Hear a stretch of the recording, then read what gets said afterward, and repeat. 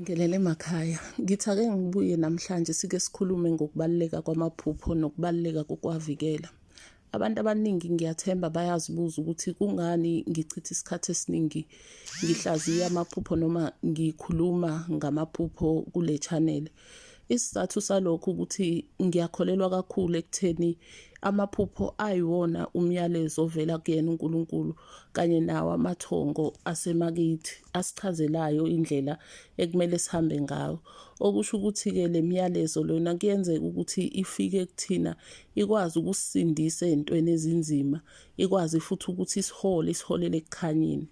Kungakho-ke manje sike sithola ukuthi abantu abaningi bazithola behambe ebumnyameni ngoba abantu bayahluleka ukulalela amaphupho noma bayahluleka ukuzibona ngaso isimo sale myalezo, indlela ekufuneka ukube bayazihamba noma indlela engamele ukube bayazihamba. Ngakho-ke kumina kubaluleke kakhulu ukuthi ukuze sikwazi ukulula impilo yethu nokululama ezimweni ezithile ezisihlasela empilweni eziletha inhlupheko empilweni zethu, eziletha ubumnyama empilweni zethu, asikwazi ukuthi siqale sikwazi ukuthi silalele le moya lena efika silele eqhamuka nemiyalezo ebalekile evela kuyena uNkulunkulu uqobo lwakhe. Kuyenzeka-ke kodwa ukuthi isimo sawo amaphupho uthola ukuthi kukhona imimoya engenayo engalungile ekwazi ukwa-influence amaphupho ethu, akwazi ukuthi akhuluma amanga. Ingakho-ke kubalulekile ukuthi sithole ukuthi siwavikela kanjani amaphupho ethu. Ekwavikeleni-ke amaphupho kusuke kudingeka kona ukuthi umuntu akwazi ukuthi axhumane naye lona wasiletha kulo mhlaba okuwuNkulunkulu uqobo lwakhe, ukwathandazela, uthandaze, ukhulume kona isimo sokuthi awavikeleke, awabiyeleke amaphupho akho, kungangeni amadimoni, kungangeni abathakathi, kungangeni izigangi ezizoganga ngawo zikufake umoya othile zikudidise endleleni yakho. Ayathandazelwa-ke amaphupho avikelwe, abiyelwe kwimoya engalungile.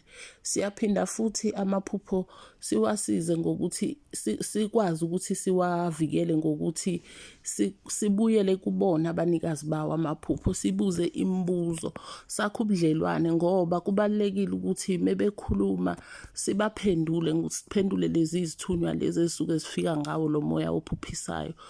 Ngokuthi sibuze imibuzo, mesibuza imibuzo sakhe ubudlelwane lapha phakathi kwakho nalesithunywa sakho esifika nayo le myalezo. Okusho ukuthi leyo mbuzo leyo ungayibuza ngokuthi uthandaze, uthandaza ukhulume ukuthi yebo ngilitholile iphupho elukuthi, kepha manje ngiyazibuza ukuthi leli phupho liqhubeka nale nkulumo yini engibhekene nayo ubunzima empilweni yami, noma ngabe leli phupho liyangithembisana ukuthi kuzohamba kukhanye kulobunzima engikubona. Lapho-ke wakho ubudlelwano phakathi kwakho naleso sidalwa leso esiyingelosi yakho yokukhanya. Lokho kuyosiza ukuthi-ke ikwazi nayo ukuthi iphakame ngesimo samandla empilweni yakho. Siphinde-ke lana-ke kube khona izinto vele ezisetshenziswayo zokuziqinisa, zokuzibiyela, njengayo imithi ethile yokuqinisa, yokuziqinisa emzimbeni ukuthi ungagangi imimoya ngesikhathi ululele.